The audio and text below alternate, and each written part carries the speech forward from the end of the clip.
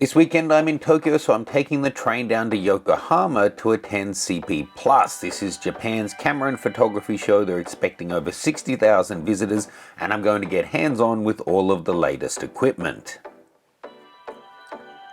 So make sure you're subscribed and you've turned on notifications to catch all the videos as I pump them out from the floor of CP+ 2019.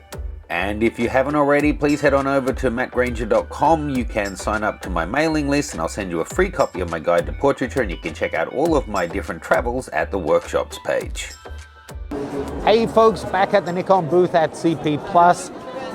Time to have a look at the new Z-mount lenses. Now, I think one of the smartest things Nikon did was making it really transparent that at least the number of lenses we could expect. They launched in 2018 with the 3 lenses. I believe this year they've got 8 coming and then 7 the next 2 years. We don't know what all of them are, but they've at least mapped out the number of spots. Now they actually have a display here which is showing all of the lenses that are currently announced, even though I'm sure a lot of them are just shells because they're not even coming out until the middle of 2020. But interesting to see. Now they do have the 24-70 2.8, the 14-30 f4, and the new 58mm 0.95 NOCT here that you can get hands on. They're all due to come out this year, even though pricing isn't even announced on them, and we don't really know all of the specs. Now, I've actually been at the booth half an hour now. Originally, I was told there was no way to get hands-on with them without lining up through the hour-long lines. I was about to leave. I'd actually already filmed an apology to you guys that I couldn't get hands-on, and as I was walking away, they actually brought me the 2 of them. So let's have a look first at the 14-30 and the 24-70, look at them close up, and then I did get some hands-on time with the NOCT. I'll show you that as well. So taking a look at them side by side here, you can see an obvious difference in size, and there was a really obvious difference in build quality as well. You'll note that the f4 is made in Thailand. It doesn't feel bad, it just doesn't feel at the highest level of finishing like you might expect. More like the ones that are already out on the market. But good to see that it does have a rear weather sealing gasket. The 24-70 2.8 on the other hand feels a lot better. Still, I wouldn't put it at the same kind of level as the DSLR one, but it does feel nice, and I have to say I'm a big fan of that OLED screen and how it's demonstrating the depth of field as you're changing your focal length and focus point. And handy having that additional function ring in there. Here I think they had it set up to adjust the exposure compensation. You know, this guy is made in Japan.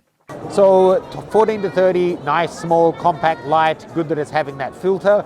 The f2.8 ultra wide that's coming next year looks much, much bigger. The 24-70, I love the build over the f4 variant of the 24-70, and I really like that OLED display on it. Now let's take a look at the NOCT. So as I waited for my turn, I filmed the other people playing with them, and you could see people struggling even on these robust tripods to get accurate focus. It's a beast of a lens, and at 0.95, that's what you're paying for, so everyone was testing it out at that aperture. Trying to get focus was difficult with any kind of a moving subject. Now, I have to say, I've never seen a focus throw as long as this. It must be 350-degree rotation from its closest focus of 0.5 meter all the way through to infinity. Really epic, and I think you're going to need it for this kind of a lens. Beautiful looking bokeh, no onioning, and people, you might call that cat's eye, but that's to do with the angle of incidence.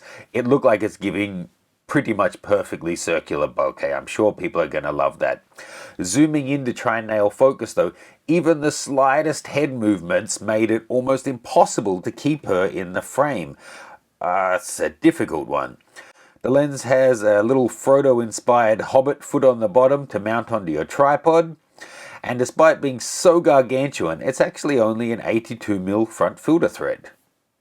So as you see on that tripod, even the slightest movements from the model make it incredibly difficult. I've shot with manual focus like the Otis 55-1.4, which also is a dedicated manual focus lens.